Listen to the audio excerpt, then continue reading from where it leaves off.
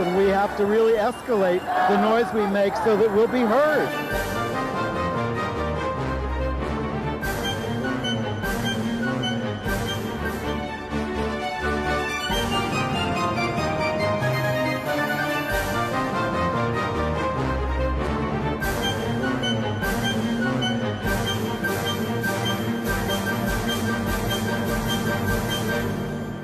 Welcome to Gay USA. I'm Andy Hum. I'm Ann Northrup, back from wherever, and I want to thank back, Ann. Thank you. I want to thank Maren Johns for filling in 2 of the last 3 weeks. Now we're going to give her a little extended break, but she'll be back in later December. Okay. And want to remind everybody that November 20th coming up is the Transgender Day of Remembrance. There'll be remembrances all across the country and around the world. And we're going to, on today's show, continue with a little more news on the successes of LGBTQ candidates in the latest elections and issues in those elections. The House Republicans, you've probably been seeing them on the news, but maybe you didn't notice that they voted on defunding LGBTQ officials in the Biden administration and slashing funds for LGBTQ social services. Really shameless.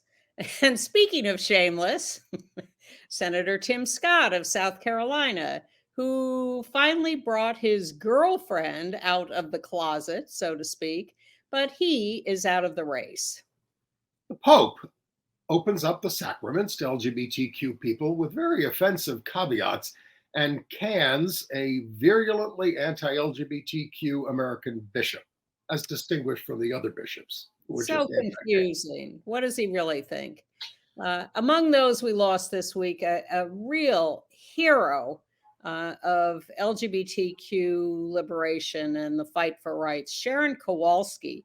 I'm not sure anyone these days knows who she was, but wow, what a fighter and what a huge headline a few decades ago. Free Sharon Kowalski. That was the battle cry. We'll tell you all about it. Yes, Mexico's first out non-binary magistrate and a prominent LGBTQ activist and his partner were found dead, and thousands marched in Mexico City protesting, saying that the state killed them. Well, we don't know what killed them at this point.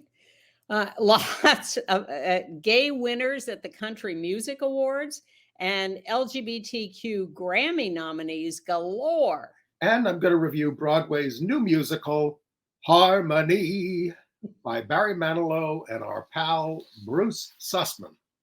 And show you a little of our interview with Bruce a few years ago. It's very charming. About this show. Yes, exactly. But I don't think you're going to be a sub for the performers, Andy. Yeah, well, on the basis of that. I guess we should start in Congress. Mike Johnson, we learn outside his office, is now displaying a flag associated with the New Apostolic Reformation Network that wants to place the United States under the control of the ultra-right-wing Christians. The insurrectionists carried this flag to the Capitol in 2021. There is no compromise in this guy. He is just going full speed ahead. And his timing is perfect to retain power for at least another year, because no one has an appetite for throwing him out and trying to find another one. Right. So did you watch the Republican debate? I did, because I am the co-host of Gay USA, and it is my job to watch all of this nonsense. Well, it wasn't very edifying, but we did get to meet Senator Tim Scott's girlfriend. Well, not during the debate, unfortunately. I would have loved to have her come on stage. He has closeted up until now. Her name is Mindy Nose, a design and renovation manager for a real estate company in Charleston. And he was then basically the prime guy who did anti-gay stuff during the debate with this transphobic comment. If God made you a man, you play sports against men. Well, he doesn't want to play against men or women in this race anymore. He's out. And that was not his only religious reference. He went on and on about how we have to really make a theocratic country. I do find her a little cute, but that's neither here nor there. Okay. And they met in some online dating situation praying together. Okay. Bible study, I think, Bible study online. Well, Congress people like Marjorie Taylor Greene are praying that LGBTQ elected officials in the Biden administration get no pay, or maybe $1. She got an amendment passed in an appropriations bill to cut the salary of Transportation Secretary Pete Buttigieg to $1, accusing him of using private planes funded by taxpayers to receive awards for the way certain people have sex, by which she means going to a Canadian LGBTQ rights organization. Pete was was there. on a business trip to Canada, and because he was going to be in Canada, the Canadian local gay rights group, LGBTQ rights group, said, "Oh, he's going to be in town. Let's give him an award." And so he graciously went over to there and accepted the award and went back to his work for. So this is highly unlikely to pass in the Senate version of the bill. So it's not going to pass, but I have to facetiously give the Republicans credit for their creativity. No Democrat ever thought of cutting an administration official's salary to $1. And so they enjoyed that so much, they did it for a couple more. Yes, they did. Upstate New York Representative Claudia Tenney tried to get the salary of White House press secretary, out lesbian, Karine Jean-Pierre, cut to $1, accusing her of lying to the American people. Tenney, of course, embraces Trump's big lie and claims the Trump tax cuts paid for themselves. She also claimed most mass murderers are Democrats, and on and on and on. So lying is her MO. Her amendment failed, 165 to 257. And then there's a vote today, I guess, on another Marjorie Taylor Greene one, trying to cut the salary of Dr. Rachel Levine, the Health and Human Services official, out trans, former health secretary in Pennsylvania. Greene wants to cut Dr. Levine's salary to $1. It seems to be all, they also went after Mayorkas, but it seems to be almost all LGBTQ people. And they cut $800,000 for LGBTQ senior housing in Boston from an appropriations bill. The Senate immediately put it in their bill. So again, they have to sit down and decide what stays and what goes. I'm curious about how they're going to handle this. I mean, they did succeed in getting a bipartisan majority in the House to pass the continuing resolution on budget matters. But are they going to do that on these negotiations over these appropriations bills individually? It's still to be considered. Depends on who the Republicans assign to their negotiating team, I guess. And Biden, I don't know if she's going to get paid by the Congress, but Biden has nominated the 10th out LGBTQ person, an out lesbian, Nicole Berner, to the U.S. Court of Appeals for the Fourth Circuit. This would be the first out judge for that Maryland circuit. Should we go to some of the election results? Continuing, we sure could. Let me see here. Well, I was happy to see that LPAC, created as the Lesbian Political Action Committee. I'm not sure they still use the L as lesbian. Maybe they do, but they announced that 47 of their 67 endorsed candidates won last week. They do not endorse only lesbians. They endorse a range of people, but there's a little poster they put out of some of their winners. Very nice to see. Quite the diverse group. And Mississippi, as expected, does have its first out LGBTQ legislator, Fabian Nelson. He had won the Democratic primary 69 to 31% in August, and that was considered election because there was nobody else on the ballot. But there was a write-in challenge that tried to stop him, but it fell far short. Yeah. All right. Moms for, we told you we did well in school board elections. Going to get a little bit more specific about that. Moms for Liberty faced big defeats in at least 4 states. In Virginia, 5 of their 6 candidates lost, and that doesn't include right-wing candidates like Meg Scalia Bryce, who was not endorsed by them but lost. She was conservative. 9 of 13 lost in Iowa. 4 of 4 lost in Minnesota, and there were losses in Pennsylvania and Ohio. Moms for Liberty does things you should understand, like offer bounties for turning in teachers who raised divisive issues, attacking the Trevor Project. They lobbied for Don't Say Gay. It's a horrible group, and people are on to them. And that means that, when we see these people get elected to the school board, it means we got to run. Well, there was a very interesting revelation about a Moms for Liberty issue this week. Moms for Liberty is suing a school district for giving a pornographic book to a 17-year-old from a school library, I think. Well, a little further research shows that the Moms for Liberty representative asked a teacher friend at the school to have this 17-year-old get a book for her out of the library and pass it along to her, to the Moms for Liberty woman. The 17-year-old naively got the book, as she was asked to do, didn't look at it, didn't read it, just passed it along. And then the Moms for Liberty representative sued the school district for letting the 17-year-old check out this book. I mean, it's insane. I mean, they're going after any book where people make love, which is like many, many novels, of course. Any mention of LGBTQ people in these books qualifies by their standards as a pornographic and grooming book. Or straight sex. Yeah.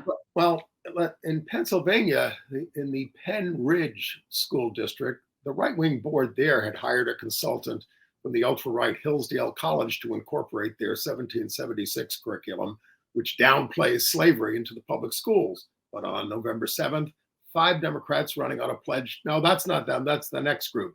5 Democrats running on a pledge to end that contract swept the election and seized control of the board. And the next one is Central Bucks School District. We told you about them last week. That's the ones there who swept the school board elections. Really, and they'll, this was, they ran against a right-wing board that banned pride flags, banned books, passed anti-trans policies, which has led to an investigation by the Department of Education.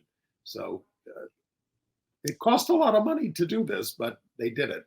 Well, look, you just have to knuckle down and do it. And I have said repeatedly here how impressed I am by grassroots action, by real people in real places standing up and taking action when politicians seem to be hamstrung, just unwilling to do what needs to be done. And this was personified.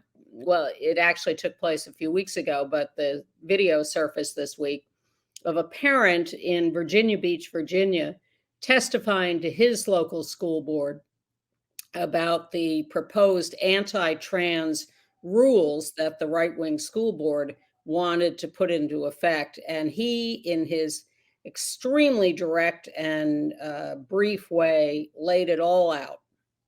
I wasn't surprised by another delay at the last school board meeting, because no matter how hard you try to implement these discriminatory policies in the right way, you are never going to find a right way to do the wrong thing. And Governor Youngkin's policies are wrong. One of the ways you could tell is because you have speakers from groups like Moms for Liberty here to support them. And I'll be real simple in case you aren't paying attention. They're not the good guys. How can you tell? I can help.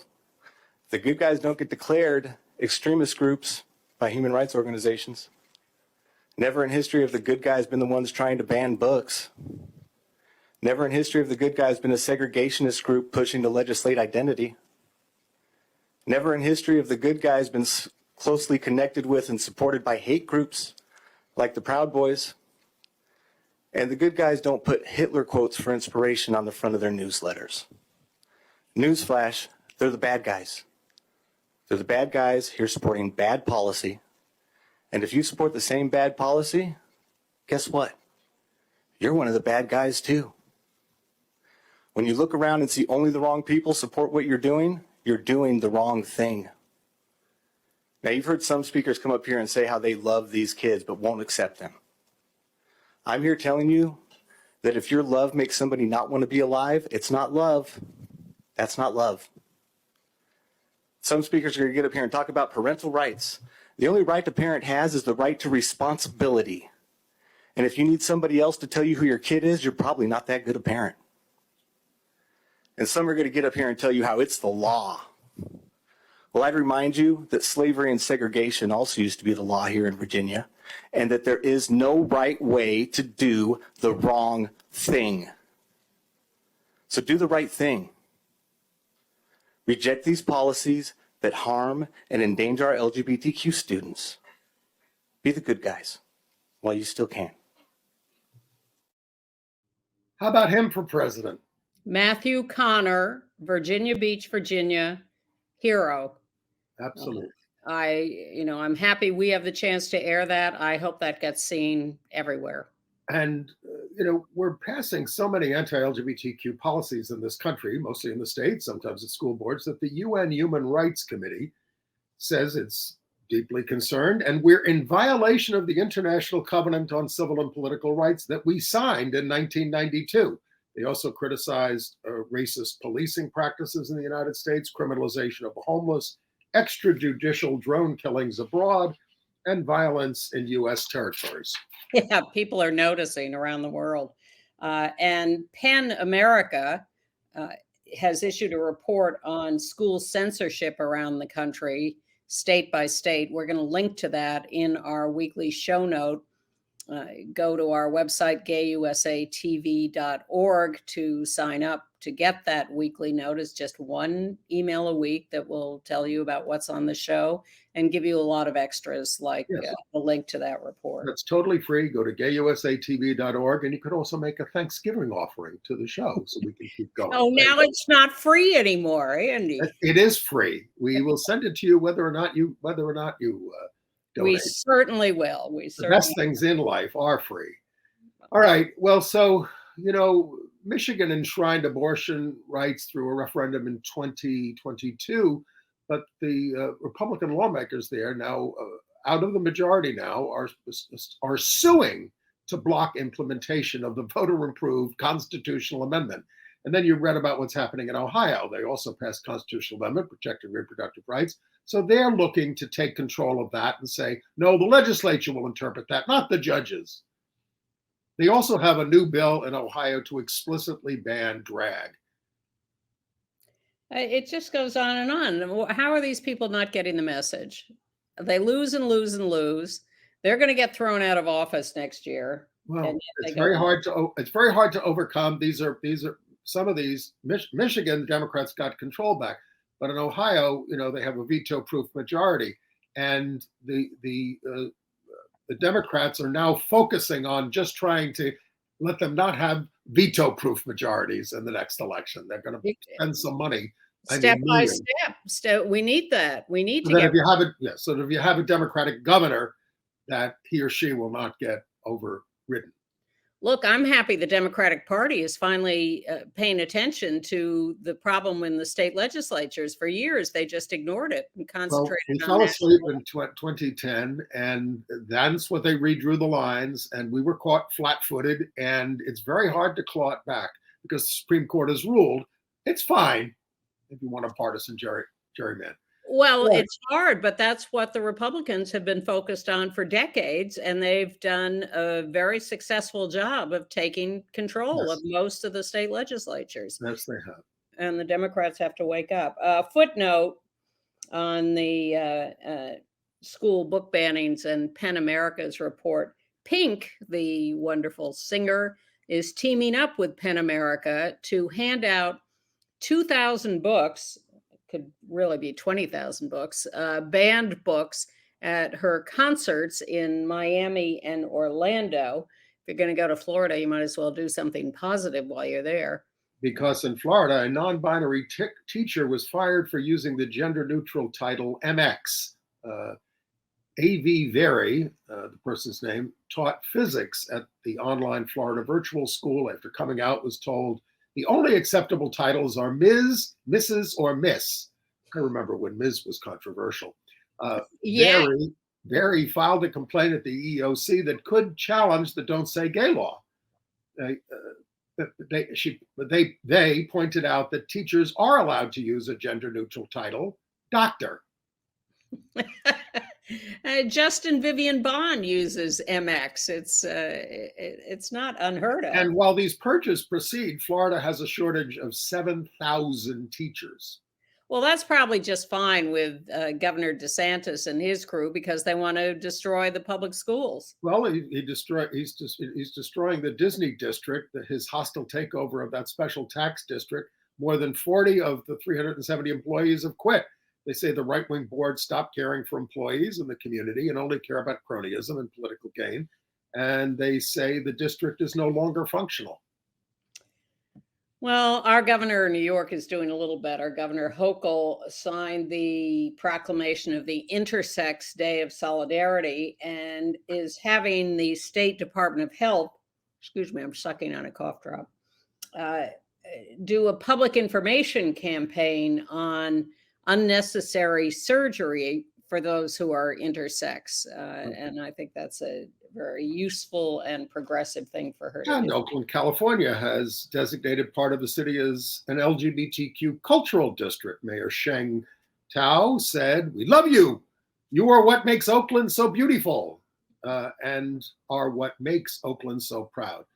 And a school board in Texas is backing down. They're reinstating the young trans man to his role in the school production of the play Oklahoma because of community outrage.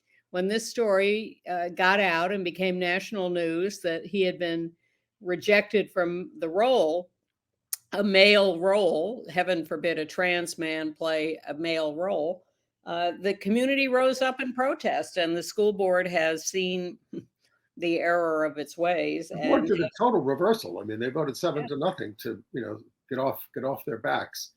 how they're scared. The Trevor Project is quitting X, the hate site formerly known as Twitter, because of all the anti-LGBTQ hate and vitriol on there. And the NHL may be chicken about rainbow symbols on hockey sticks or jerseys or whatever in warm-ups before games on Pride Night. But the AA League Utah Grizzlies are flying their flag very high. Look at these. These are gorgeous, these jerseys. I think that's a grizzly paw on the bottom of the jersey. Right. Did we talk? I'm just looking at my list. Are we going to update people on the mayor? Oh, you should tell us about the mayor of New York and the trouble he's in. Well, Mayor Adams is in a heap of trouble, but we always thought that would happen given the kind of people that he associates with. And a lot of it has to do with allegedly taking illegal campaign donations from Turkey, actually from the country, that are filtered here. There he is with the mayor of a Turkish mayor, but he goes over to Turkey all the time.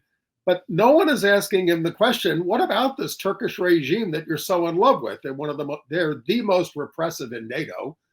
They won't allow any gay demonstrations of any kind, no pride parades, no demonstrations, crackdowns on women. And Erdogan, the president of Turkey, said Hamas is a liberation group. Now, that ought not be a very popular opinion with Mayor Adams.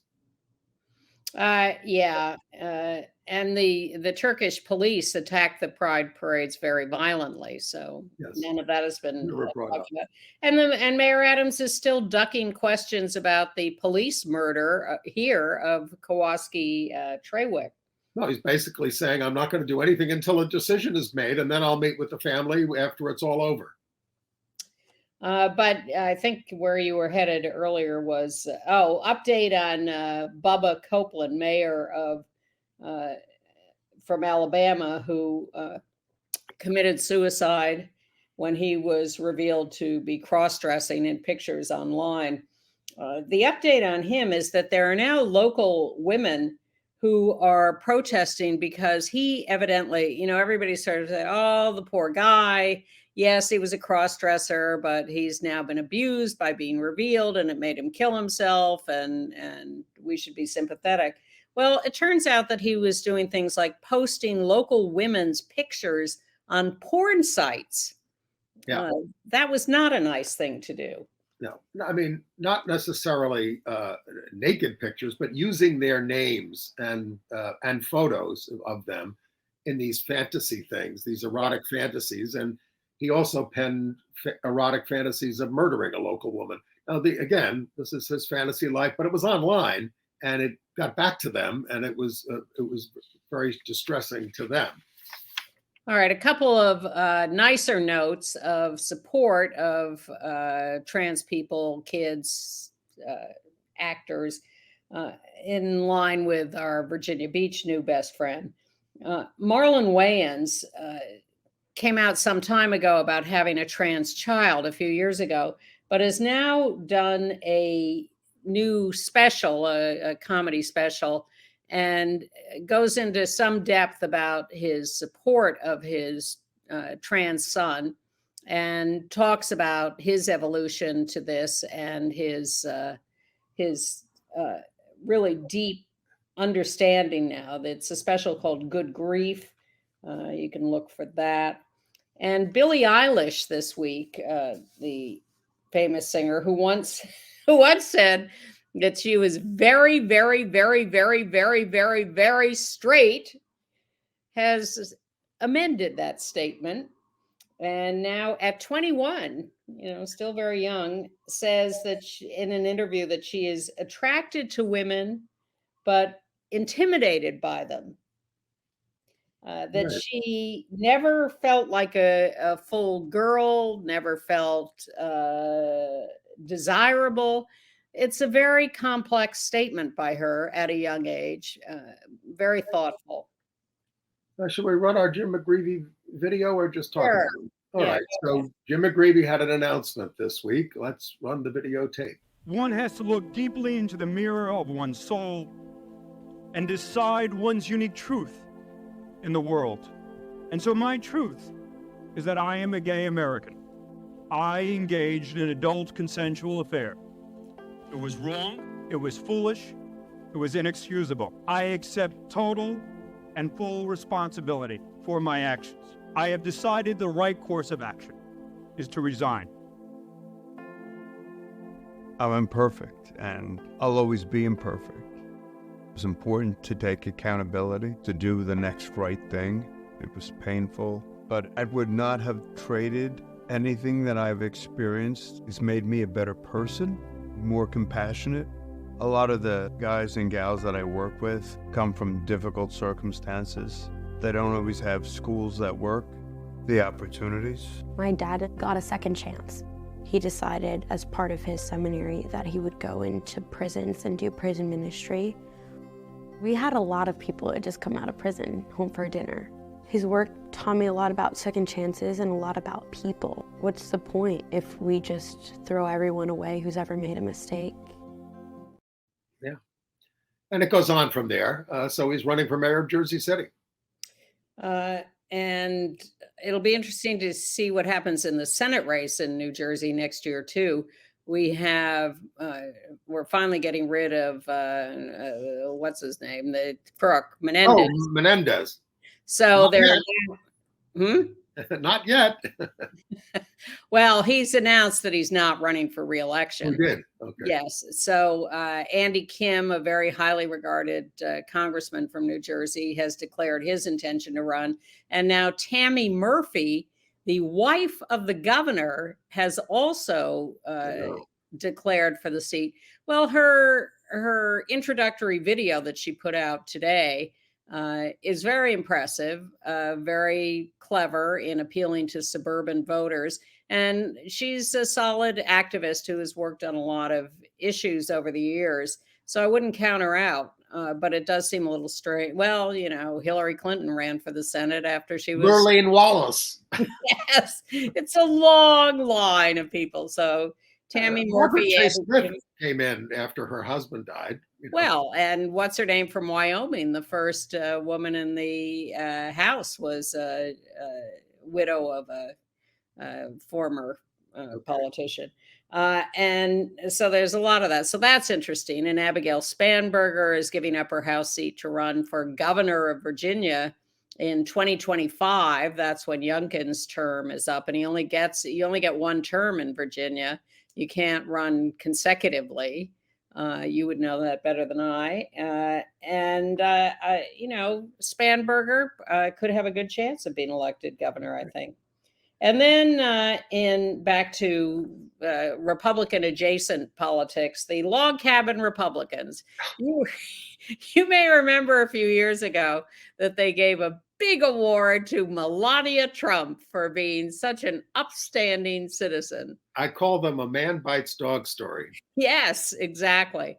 So this time, and we don't have to run this video, but they gave an award to Claudia Conway. No, they gave the award to Kellyanne Conway, who's never done anything for us, and her lesbian daughter, who is quite a pistol and who basically, didn't she ask to be separated from her parents? She's 19 now. Yeah. Yeah.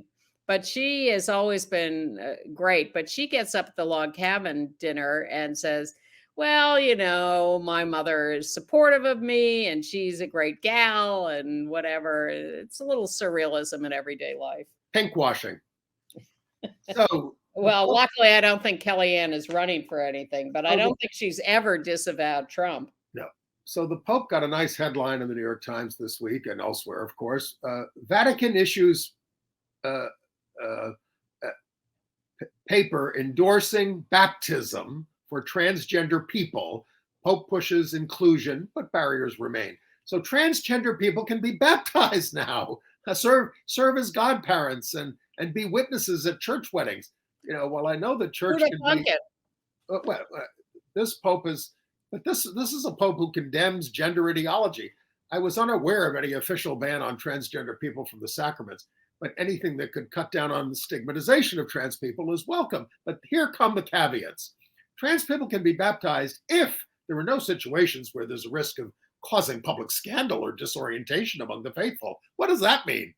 Also says a same-sex couple can have their child baptized if the child is adopted or born of a surrogate, and the godparents can be gay if they lead a life that conforms to the faith. That knocks me out. But that they can't have sex? What is the? Well, if you're in a gay marriage, no, you cannot be godparents. Only if you're living together? It's just ridiculous. Well, he ought to have a little chat with the Catholic schools in America that have been throwing kids of gay parents out of the schools. By the way, anyone can baptize. You just take water, pour it over somebody, say, I baptize thee in the name of the Father, Son, Holy Spirit, and it's done, and they won't go to hell if they die. Is that a version of the ice bucket challenge? Well, I'm just saying, anybody can do it. You don't need a priest. Okay. All right, talk about what else the Pope did this week. Well, he fired a bishop in Texas, Joseph Strickland of Tyler, Texas, because the bishop was too far right and kept challenging the Pope and saying, what do you say, he was an illegitimate Pope? I mean, Strickland is the guy who went out to the LA Dodgers Stadium to protest them giving an award to the Sisters of Perpetual Indulgence. And there were two bishops who investigated him and said, look, it's just not feasible that he continue in office. He's so far to the right. And he's still going to be a thorn in the Pope's side, but he's not going to have this job. Tyler, Texas, where we just learned every month they have a gay mart, basically, where all gay vendors come out and sell things to each other. This is East Texas, and it's quite a political statement to do that. I would like Matthew Connor of Virginia Beach, Virginia, to be the president. And I would like Sisters of Perpetual Indulgence to fill every cabinet position in that administration. Now, since the Pope cares so much about natural law, he might want to read the new research out of Spain, not news to us, but this group, I'm not going to mispronounce it, found that same-sex contact in 261 mammalian species, 1,500 species in total, including spiders, fish, reptiles, and birds, they concluded that same-sex activity can play an adaptive role in maintaining social relationships and mitigating conflict. I just think it's all random. But whatever. Should we talk about some of the people we lost this week? Yes. Sharon Kowalski died in St. Cloud, Minnesota at the age of 67. I'm frankly surprised she was still alive. It's been so long since she was in the headlines. She died on October 1st. She is survived by her long-suffering partner, Karen Thompson. In 1983, Sharon Kowalski, seated there in a wheelchair on the left, was in a car accident, and she suffered brain damage. Karen took care of her for a while, and then Sharon's parents decided that they did not approve of this relationship, and they had Sharon put in a nursing home, and they stopped Karen from being able to visit her for years. And they applied for guardianship of Sharon, and this became the most enormous legal battle for years in the 1980s and 90s. It was a cause célèbre, and as I said, the battle cry was "Free Sharon Kowalski." What they had to do was get to Sharon and prove that she was compos mentis and could make decisions for herself, and that's what they did. The parents were accusing Karen of sexually abusing Sharon. That's how they won guardianship at first. But Karen persisted in court and challenged that and did win eventually. I'm sorry, I stepped on your line there. And Sharon improved dramatically after that. Their case educated the community about the need to draw up powers of attorney for healthcare and living wills in the days before we could legalize our relationships. They're going to have a celebration of Sharon's life in 2024.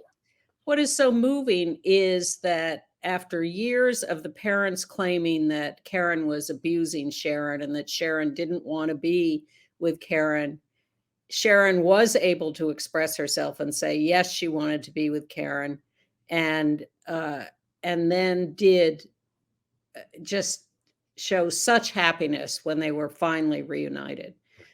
So they evidently had another 20 or 30 years together because Sharon has just died on October 1st. And then feminist writer, lawyer, and activist Linda Hirschman has died at 79, not herself lesbian. Though she was the author of Victory, the Triumphant Gay Revolution, written in 2013 before the backlash. Well, you know, I knew Linda Hirschman a little. I think she interviewed me for that book. I might be in it with a quote or two, but she was an iconoclast and prided herself on that. And the objections to the book were really that she was a little too triumphalist, that she claimed 10 years ago that the revolution is over, we've won everything. We know a number of people who sort of act like that. And you have only to look at what's going on now to know that that was naive and premature. But she certainly was a significant writer. She wrote a book about women at work. She wrote... Well, Women at Work. She challenged women not to stay at home. Get to work and get a life before it's too late was the title of that book. She also encouraged women to marry down so that they have the power in the relationship and he has to do the dishes. Or stop doing the dishes entirely, she said. Just have one child. She was unique, let's put it that way. She was. And then Bill McCallion has died at 71. He joined the Gay Activists Alliance when he was 18 years old in 1969. He marched on the first Christopher Street Liberation Day March in 1970, active with GAA for 10 years.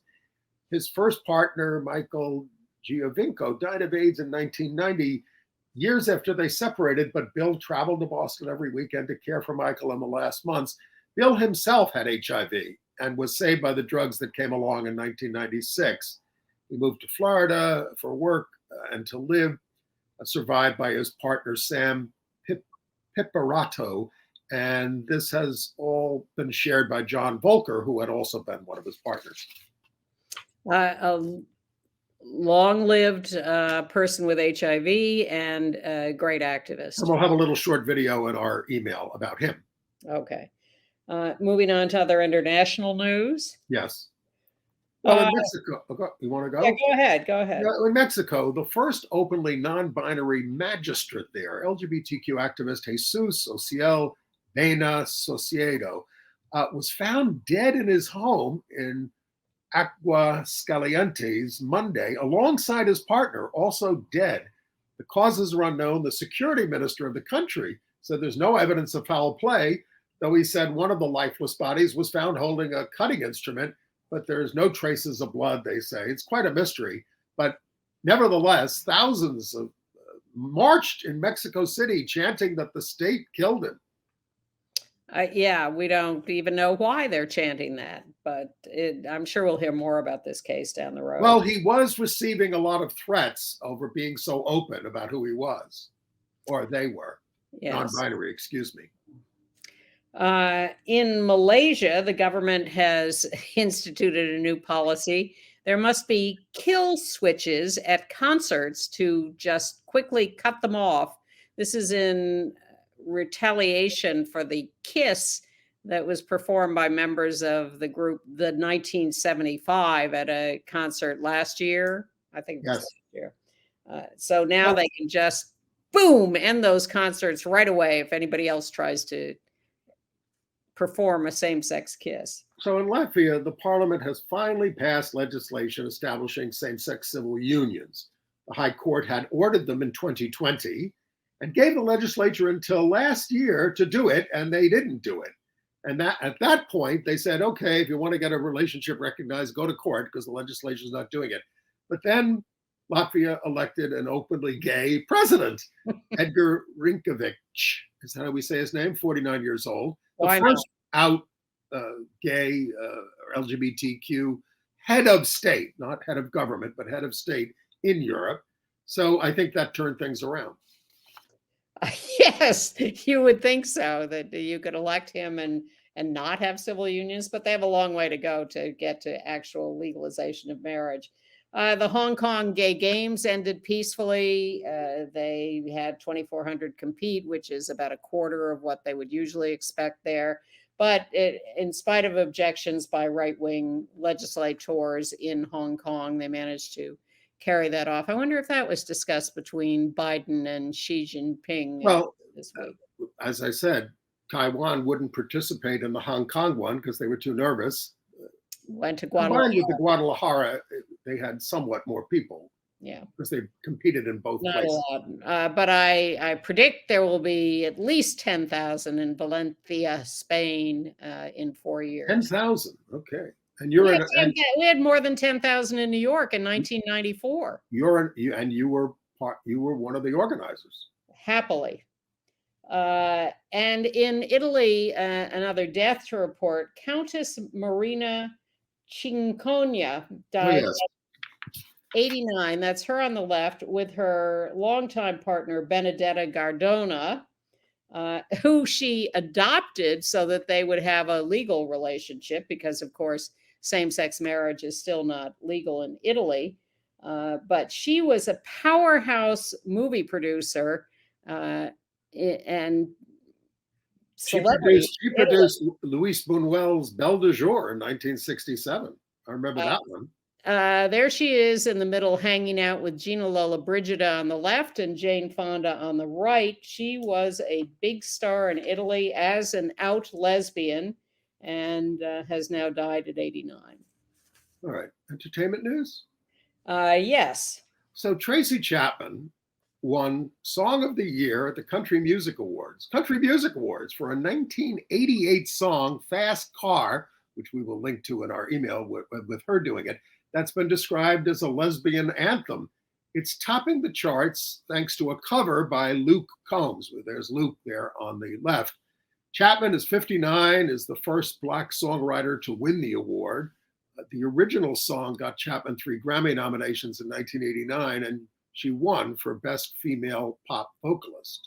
I love that song, and I listened to both versions preparing for this. Her version is so far superior to his. It's really sad because hers is it's so soulful and wonderful and emotional, and his is just sort of flat. I like country music, but it doesn't compare to her original version. And if we didn't say so, Tracy Chapman is a lesbian. She is. The brothers Osborne, who are not lesbians, but one of them is gay, TJ, won Let's see, looking at this picture, if you can figure out which one is gay. You never know, Anne. Let's not engage in stereotypes. I mean, It's the one on the right with the jacket, TJ. John could be a bear, right? And It's true. It's true. And the hat is sort of a. Anyway, they won Group of the Year and Duo of the Year for the 6th time each. So coming out on TJ's part hasn't lessened the love that is extended to them. I still think their song Younger Me, or TJ's song Younger Me, is one of the all-time greats. And if you haven't heard that, go to YouTube immediately and look up Younger Me by the Brothers Osborne. Let's talk about the Grammy nominations. Okay. Lots of LGBTQ. I want to do a quick list. Yeah, go ahead. All right. Luke Combs for Fast Car, the Brothers Osborne, Janelle Monáe, Brandi Carlile, along with Miley Cyrus and Brandi Clark, Rufus Wainwright, Wanda Sykes, David Bowie, Little Richard, Victoria Monet, Ice Spice, Boy Genius, Allison Russell, Justin Tranter, Troye Sivan. That's just a partial. And Shane McAnally for Best Country. Partial list. Songwriter of the Year, non-classical. And Tyler Childers, who's not himself gay, his hit song, In Your Love, about two guys who find love working in a Kentucky coal mine. Let's show that picture. It's Colton Haynes and James Scully. And we're going to link to this song. But there's the picture from the video of Coal Miners in Love. In olden times. Yes. This is a flashback. And the lyricist is Kentucky Poet Laureate, appointed by Governor Andy Beshear, Silas House. And so he wrote the lyrics. He's an out gay guy. The governor made him the Poet Laureate of Kentucky and got reelected. I do have one piece of bad news for you about the Grammys. Also nominated in the reggae category, Buju Banton and Beanie Man. Buju Banton. Wow. And Dave Chappelle, I think, got a nomination. Yes. So that's that. Have you continued to watch Fellow Travelers? Yes. Me too.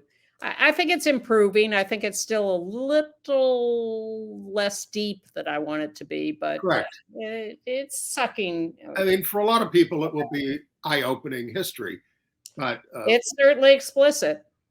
Very explicit. Yeah. They've got into rough sex this past week. All right. Well, yes, a little bit. Now we don't know what kind of sex Zeke Smith and Nico Santos are into.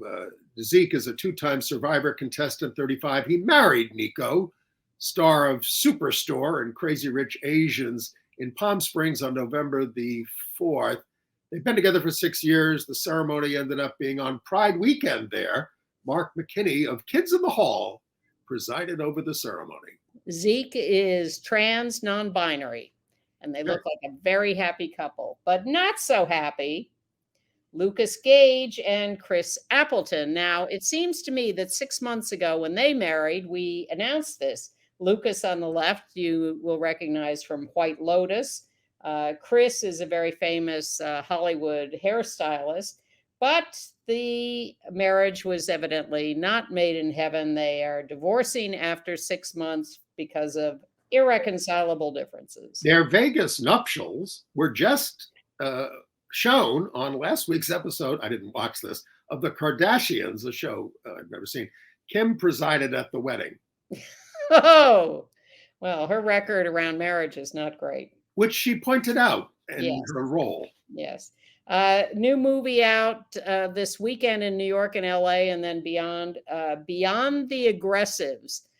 You may remember 25 years ago, the documentary The Aggressives, which was then billed as being about butch lesbians, very butch lesbians, mostly of color in, I think, New Jersey, I want to say, but I'm not sure of that. Anyway, they've done a follow-up now, and their lives have become very complex as they grow and age and evolve. And it's quite fascinating. And it's about how they deal with, some of them are transitioning, some are not, issues of healthcare, family relationships, lovers. One was in prison for quite a while, and how they identify themselves. So a worthwhile documentary, and it was produced by Showtime. So I suspect it will end up there eventually, but no word of that yet. I And like the, the and the producer is Wellington Love, a friend of ours who I has a like long the history. quote they put on the screen from James Baldwin at the top of the show. You have to decide who you are and force the world to deal with you, not with its idea of you. That's a Very lesson for all of us. but recommended. All right. Harmony. 1 Million Moms, the right-wing Grass Tops group, is attacking the Macy's Thanksgiving Day Parade and helpfully letting us know what to look forward to. 2 Broadway musicals in the parade feature non-binary performers, Alex Newell in Shocked and Justin David Sullivan in And Juliet. These 1 million moms types are going to disappear soon because they're really about 2 people. They get a few more signatures, but luckily corporations have learned that they are not powerful and they can be ignored. And the Macy's parade will go on with Well, they those. got 150,000 signatures for that, saying they're never going to go to Macy's again, so it'll make it safer for the rest of us. Yes. Oh, I watched Naiad, the Diana Naiad film starring Annette Bening as Diana Naiad and Jodie Foster as her best friend and helper through the swim from Cuba to Florida, Bonnie. I love Jodie Foster. She was great. I was a little uncomfortable with Annette Bening playing Diana Naiad, but whatever. She certainly threw herself into it. Yes, she did. And Jamie Lee Curtis threw herself into it with a speech at the Out 100 party in LA. Gave a very rousing speech supporting her trans child. And we're going to link to that in our show note also. You really need to sign up for these emails. There are so many extras this week. Well, it's like the New York Times. I was talking to someone the other day who said they prefer the online New York Times to the paper, because there are so many extras, so many videos, so many other things to find in the online version. So that's our show note also. Right. Well, I went back to Broadway this week, and, Ann and I first saw Harmony, the new Barry Manilow, shouldn't call it new, the Barry Manilow, Bruce Sussman musical during its off-Broadway run at the National Yiddish Theater, Folksbein, last year, and we admired it greatly. It's the stirring story of the massively popular a cappella singing group, the Comedian Harmonists, who were done in by the rise of Hitler in the early 1930s because there were Jews among the 6-man group. And they were in Germany. It opened this week at the Ethel Barrymore Theater on Broadway, bigger, better, and I was profoundly moved by it. The producers didn't plan it this way, but Harmony could not be more timely with the rise of anti-Semitic hate around here and around the world. Now, while this show has been germinating for many years, some of its lines seem as if they were written for today as the USA becomes more autocratic and fascist. But the show is not all Sturm und Drang. It's a very engaging, attractive group of guys who are the singers. And they're all but one of them is making their Broadway debut. We also get to just see how entertaining and funny they can be. They're anchored and illuminated by Chip Zien as the older version of the harmonist called Rabbi, telling a really fantastic story and ruminating about all that was lost. And it's also lit up by the women in their lives and cameos by actors playing Josephine Baker and Albert Einstein. Warren Carlyle did the direction and the energetic choreography. So I'd say it's not to be missed. It's a great show. And Bruce Sussman, who did the lyrics and book of the show, is a friend of ours. And he was here talking to us in 2019 as the show was about to open a New York run, which was then postponed by COVID. And it took this show, it's been all over, and it's been a very long journey to get this finally to Broadway, which we're thrilled to have here. But we talked to Bruce and we thought we'd show you a little of that from a few years ago. Harmony tells the story, as you mentioned, of the comedian harmonists. Well, who are they? Because most of us have never heard of them. I know when I discovered the story about them, I didn't know anything about them. We have a picture of them back then. You're going to put the picture up of the comedian harmonists? Yes, yeah, there they They are. Well, that is the very photo that launched these 1,000 ships, because I saw that photo in the New York Times. It was a review of a documentary about them that was running down at the Public Theater. You may remember there used to be a screening room down there. Yes. And they did art films and documentaries. And the New York Times did a review of this documentary and ran that picture, that photo that you just put up. And I looked at that photo and I said, who are these people? Their hair brilliantined. It looked so 1930s, those gorgeous tuxedos they were wearing. And the headline was odd. The headline was Eberhard Fechner's epic documentary, The Comedian Harmonists at the Public. There were a lot of words in there I didn't recognize. Eberhard Fechner, who's he? Comedian harmonists, what an odd pairing of words. Yeah. Read the review, and it sounded very compelling. So I schlepped down to the Public Theater. I'll never forget it. It was a rainy, cold April night. Went down alone Tuesday night, and I watched 4.5 hours of German documentary making, in German with subtitles. Not my usual way to spend a Tuesday night. But this wasn't 4.5 hours of them, was it? It was. Wow. It was 4.5 hours. Wow. Well, 4.5 hours of their story. Really? With little excerpts of them and a lot of the recordings dubbed over it, and their wives and their daughters and all They all kinds look gay to me. They weren't. Okay.